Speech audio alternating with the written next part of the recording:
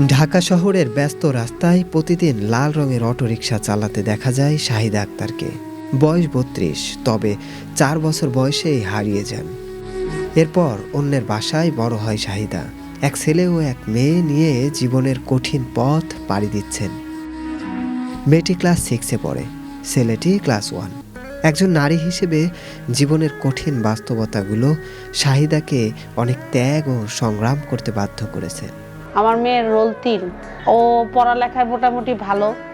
কোনো বৃত্তবান ব্যক্তি যদি এই আমার মেয়ের দায়িত্বটা যদি কেউ নিত। প্রথমেই মনে হতে পারে রিক্সা অটো চালিয়ে যেই জীবিকা অর্জন করছে তা কোনো সহজ কাজ। শাহিদার গল্প অন্যদের চেয়ে ভিন্ন। যেহেতু আমি এতিম, আমার মা বাবা কেউ নাই, তা সেইখানে মনে করেন আমাকে কোনো পরামর্শ দেওয়ারও কেউ নাই। আমি আমার পরামর্শদাতা এক কথায় বলতে গেলে। তো তখন ওই অবস্থায় সিদ্ধান্ত নিলাম যে অটো চালাবো। তা আমি তো অটো জীবনে চালাইও নাই। রাস্তাঘাট, বাংলাদেশের যে রাস্তাঘাটের পরিস্থিতি, এখানে যে কোনো দিন গাড়ি চালাবো এটাই তো কল্পনা করিনি। যাক, আল্লাহ ওইটাই কবুল করছে, আলহামদুলিল্লাহ। তিনি জীবনের উত্থান পতন, সুখ দুঃখ থাকা সত্ত্বেও নিজেকে কখনো হারাননি। স্বামীর পরিত্যাগের পর তিনি সিদ্ধান্ত নেন তার সন্তানের জন্য ভালো জীবন তৈরি করবেন। অটোরিকশা চালানোর সিদ্ধান্তটি তার জীবনকে এক নতুন পথ দেখিয়েছে। একটি সময় শাহিদার জীবন ছিল অনেকটাই স্বাভাবিক, কিন্তু তার সুখের সংসার ভেঙে যায় যখন স্বামী তাকে ছেড়ে চলে যায়। জীবনের এই কঠিন সময়কে শাহিদা শূন্য হাতে সঙ্গী করে।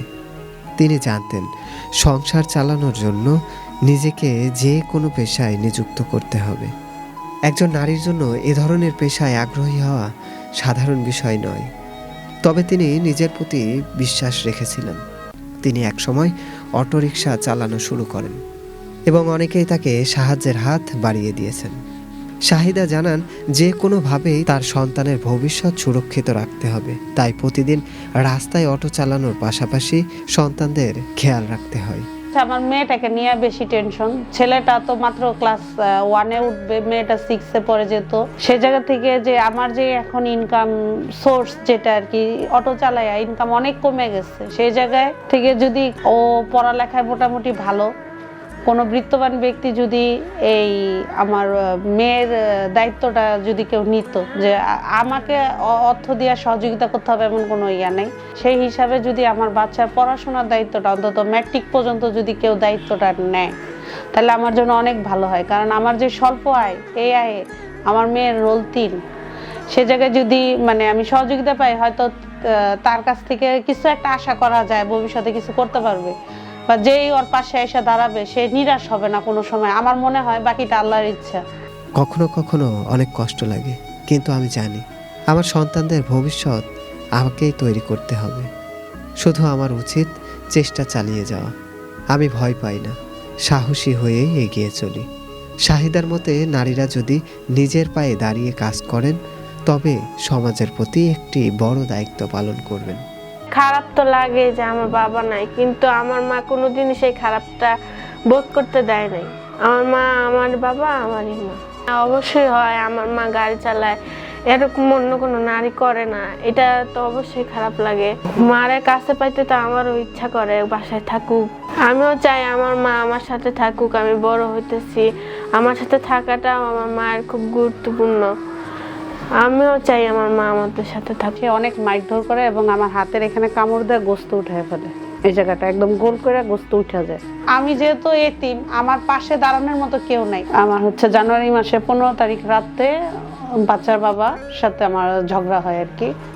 ঝগড়ার এক পর্যায়ে সে অনেক মারধর করে এবং আমার হাতের এখানে কামড় দিয়ে গোস্ত উঠে ফেলে। এই জায়গাটা একদম গোল করে গোস্ত উঠে যায়। উঠে যাওয়ার পরে সে 16 তারিখ সকালবেলা ঘরে যা টাকা পয়সা ছিল সব নিয়ে সে চলে যায়। আমার 2টা বাচ্চা, মেয়েটা তখন ক্লাস 5-এ ভর্তি হয়েছে, ছেলেটাকে ফার্স্ট নার্সারিতে ভর্তি করছি। তা এমন তো অবস্থায় আমি ওদের পড়ালেখা কোনোভাবেই বন্ধ যাতে না হয় সেটাই মেন টার্গেট ছিল আমার। আর হালাল পথে রুজি করব, হালাল পথে রুজি করব, দুইটা ইম্পর্টেন্ট জিনিস ছিল আমার জীবনে, যে ওদের পড়ালেখা বন্ধ করা যাবে না এবং হালাল পথে রুজি করতে হবে ইসলামিক নিয়ম অনুযায়ী পর্দা সহকারে, যেটা করতে পারবো।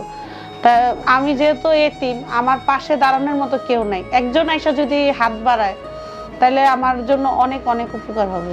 ওদেরকে ওইভাবে সময় দিতে পারি না।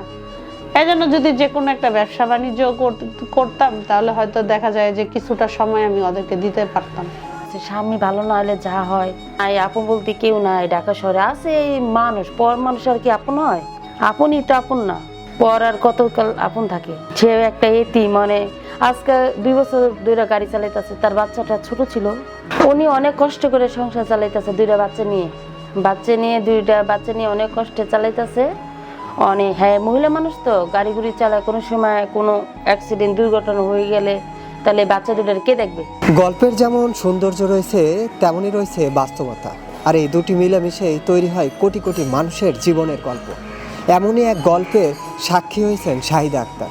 তবে একমাত্র আপনাদের একটু সহযোগিতাই পারে এই গল্পের পুরো উল্টো চিত্র ঘটাতে। সুমন মিয়া, দেশের পত্র।